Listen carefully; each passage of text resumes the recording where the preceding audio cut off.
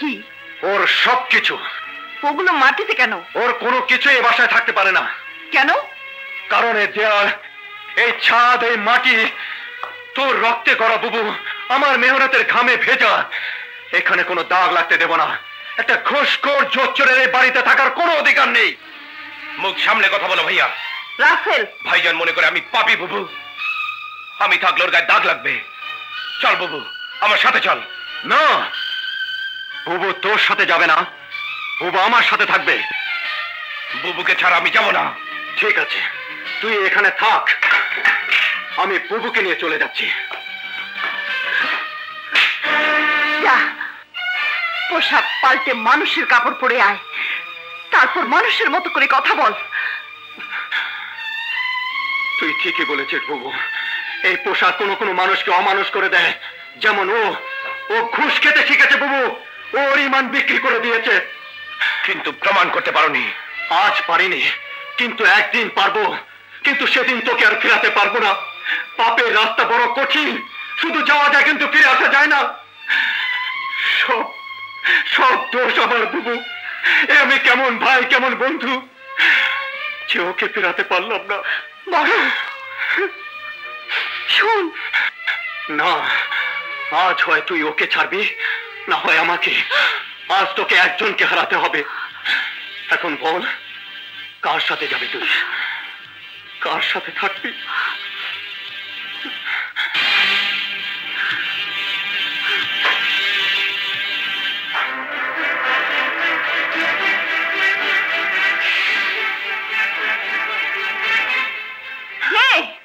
আমাকে টুকরো কর, দু ভাগ করে দুজনে নিয়ে যা, এক কুপে শেষ করে দে। এই জানোয়ার, এই জন্যই আমি তোদেরকে মানুষ করেছিলাম।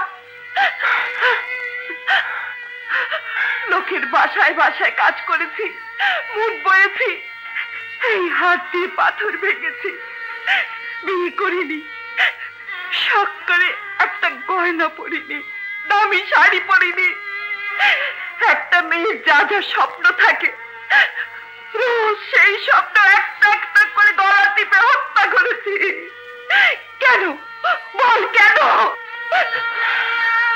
তোরা অমানুষ হবি, পশুর মতো একে অন্যের সাথে লড়বি বলে? যা, দূর হ, দূর হয়ে যা, দূর হয়ে যা।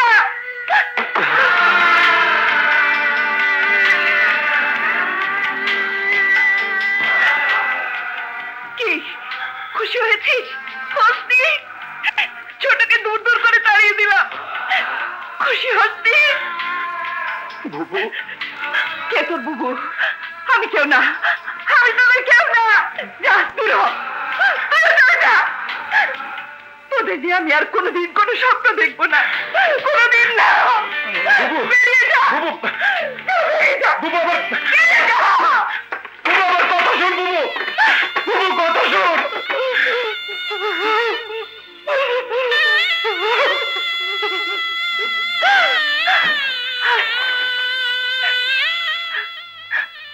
বাবা, মা, ওদেরকে ধরে রাখতে পারলাম না। ওরা আমার চোখের সামনে মারামারি করে। আমি সইতে পারি না, সইতে পারি না। এই আমি তোমাদের অভাব ওদের কখনো বুঝতে দেইনি। আমি মা হয়ে ওদের এই বুক দিয়ে আগলে রেখেছি, বাবা হয়ে ওদের ছায়া দিয়েছি, মানুষ করেছি। তবে তবে ওরা কেমন মানুষ হলো? একজন আরেকজনকে অবিশ্বাস করে, একজন আরেকজনকে আঘাত করে।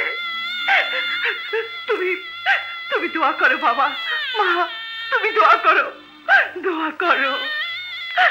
আল্লাহ যেন আমাকে সব দুঃখ সহ্য করার শক্তি দেয়।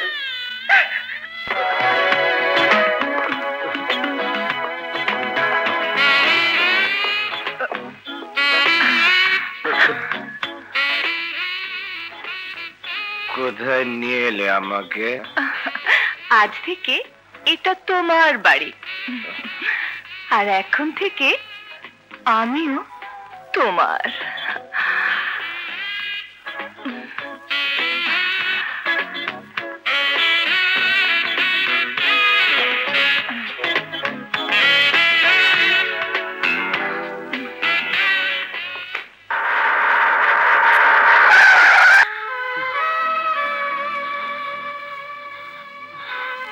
এভাবে চালালে তো অ্যাক্সিডেন্ট হবে। হবে না, অ্যাক্সিডেন্ট হয়ে গেছে, বড় রকমের অ্যাক্সিডেন্ট। আমার আদরের ছোট ভাই রাসেল নষ্ট হয়ে গেছে, রাসেল পচে গেছে। যা, তোমার যেমন কথা, রাসেলের মতো ছেলেই হয় না। আমার যন্ত্রণাটা তো ওখানে নিলাম, আমার কথা তোমাদের কারো বিশ্বাস হয় না। তোমার না, কমিশনার ইরফান চৌধুরীর না, এমনকি বুবুও বিশ্বাস করে না আমার কথা। রাসেলের বয়স কম, তাই একটু অস্থির। এই অস্থিরতা থাকবে না, দেখো সব ঠিক হয়ে যাবে। তাই যেন হয়, তাই যেন হয়। চলো, আমাকে নামিয়ে দিয়ে তুমি বাড়ি যাও, বুবু যে একা। চলো।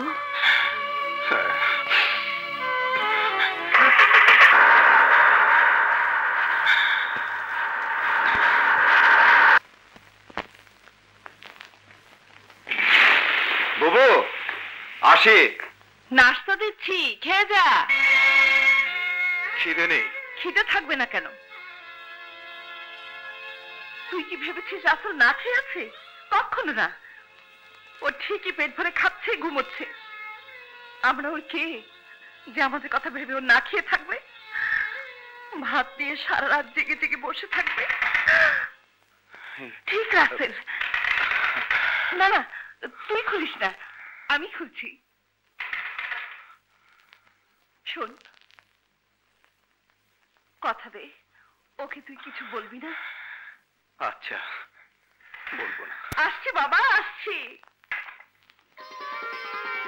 আসতে বলবে না? আসুন। এই পথ দিয়ে যাচ্ছিলাম, ভাবলাম তোমাকে সঙ্গে নিয়ে অফিসে যাই। রাগ করলে? না, আমার ভাই রায়হান। আমি আলম। আমার বস। ও, আপনার অনেক প্রশংসা শুনেছি। তাই? বুবু, আমার দেরি হয়ে যাচ্ছে, আমি গেলাম। ভাইয়া, আপনি বসুন। আচ্ছা। শোন, ছোটকে দুপুরে সঙ্গে করে নিয়ে আসবি, বল আনবি। বল। চেষ্টা করব। কি হয়েছে? কিছু না। রাসেল কোথায়? নেই। রাগ করে চলে গেছে?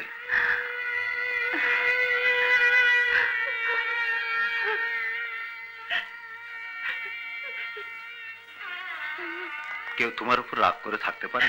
পারে না। দেখো, রাসেল ঠিকই ফিরে আসবে। আপনার কথা যেন সত্যি হয়, সত্যি হয়।